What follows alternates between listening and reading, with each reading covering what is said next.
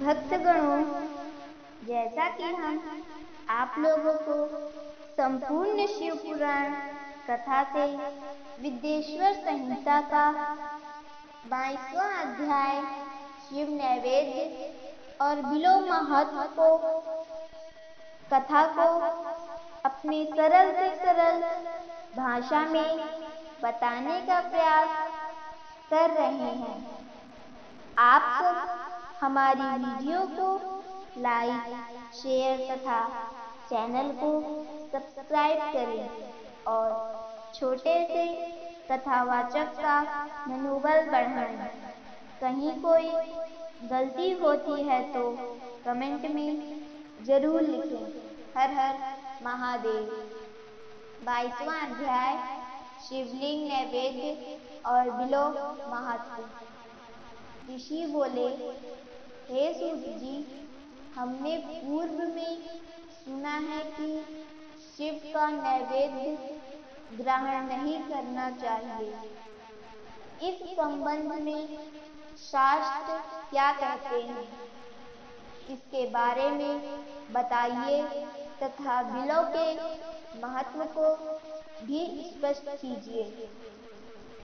सूत जी ने कहा, हे मुनियों, आप सभी शिव व्रत का पालन करने वाले हैं, इसलिए मैं आपको प्रसन्नता पूर्वक सारी बातें बता रहा हूँ।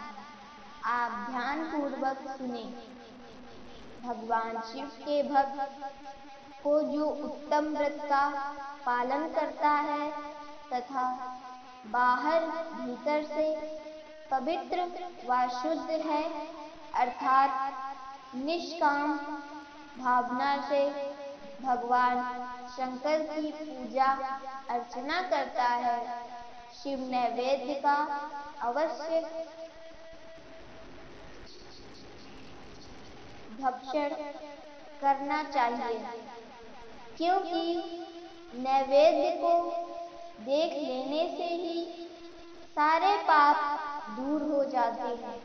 उसको ग्रहण करने से बहुत से पुण्यों का फल मिलता है।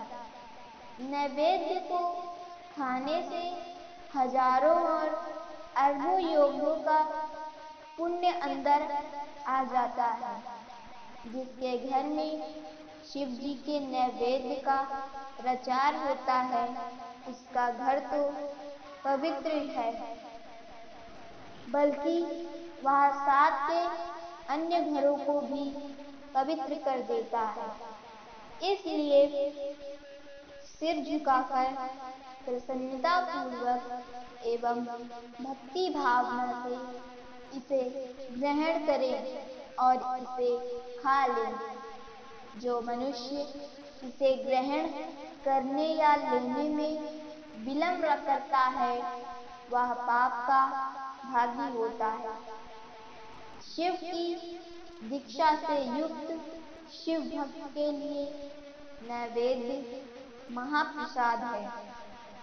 जो मनुष्य भगवान शिव के अलावा अन्य देवताओं की दीक्षा भी धारण किए हैं, उनके संबंध में ध्यान पूर्वक सुनिए। ब्राह्मणों, जहाँ से शालग्राम शिला की उत्पत्ति होती है, वहाँ उत्पन्न लिंग में, रसलिंग में पाषाण रजत तथा सुवर्ण से निर्मित लिंग में देवताओं तथा सिद्धों द्वारा प्रतिष्ठित लिंग में केसर लिंग, स्फटिक लिंग, रत्न निर्मित लिंग तथा समस्त ज्योति लिंगों के विराजमान भगवान शिव के नैवेद्य को ग्रहण करना। चांद्रायण व्रत के समान पुण्यदायक है।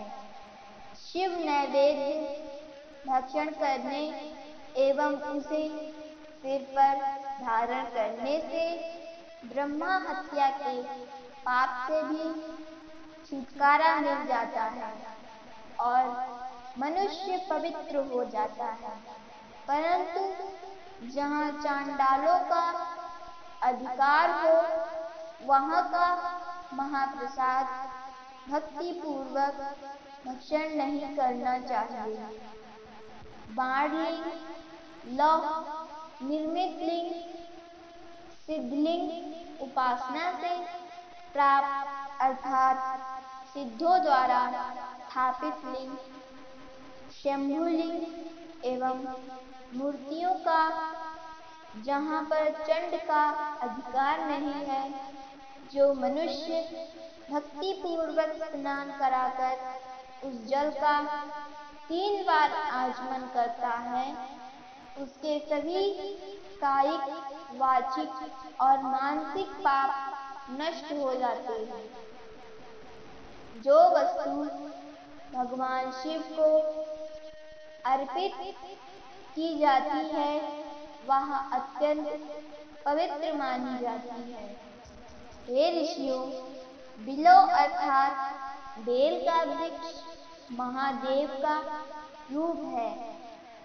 देवताओं द्वारा इसकी स्तुति की गई है। तीनों लोकों में स्थित सभी तीर्थ बिलों में ही निवास करते हैं, क्योंकि इसकी जड़ में लिंग रूपी महादेव जी का वास होता है।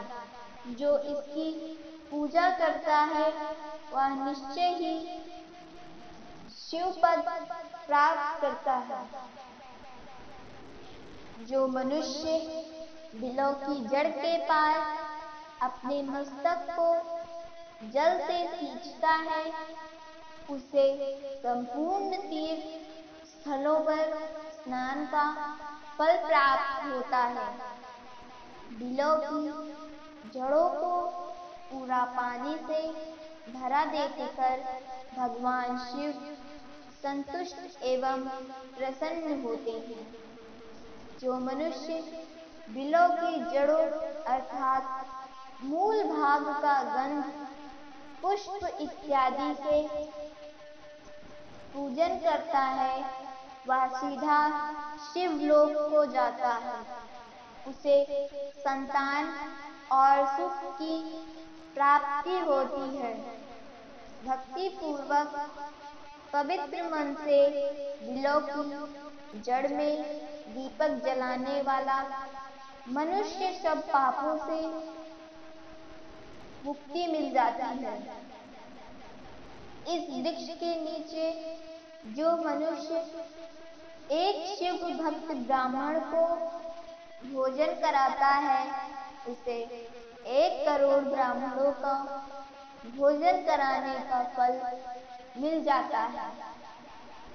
इस वृक्ष के नीचे दूध, घी में पके अन्न का दान देने से दरिद्रता दूर हो जाती है। हे ऋषियों, प्रवृत्ति और निवृत्ति के 2 मार्ग हैं। प्रवृत्ति के मार्ग में पूजा पाठ करने से मनोरथ पूर्ण हो जाते हैं। यह संपूर्ण अभिष्ट फल प्रदान करता है। किसी सुपात्र गुरु द्वारा विधि विधान से पूजन कराएं। अभिषेक के बाद अगहनी चावल से बना नैवेद्य अर्पण करें। पूजा के अंत में शिवलिंग को संपुट में विराजमान कर घर में किसी शुद्ध स्थान पर रख दें। निवृत्ति मार्गी उपासकों को हाथ में ही पूजन करना चाहिए। भिक्षा में प्राप्त भोजन को ही नैवेद्य के रूप में अर्पित करें। निवृत्ति पुरुषों के लिए सूक्ष्म लिंग की श्रेष्ठ है। विभूति से पूजन करें तथा विभूति को ही निवेदित करें।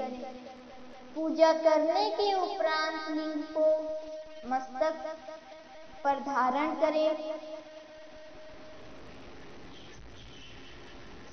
भक्तगणों, हमारी अगली वीडियो 23वां अध्याय शिव नाम की महिमा कथा को सुनाएंगे।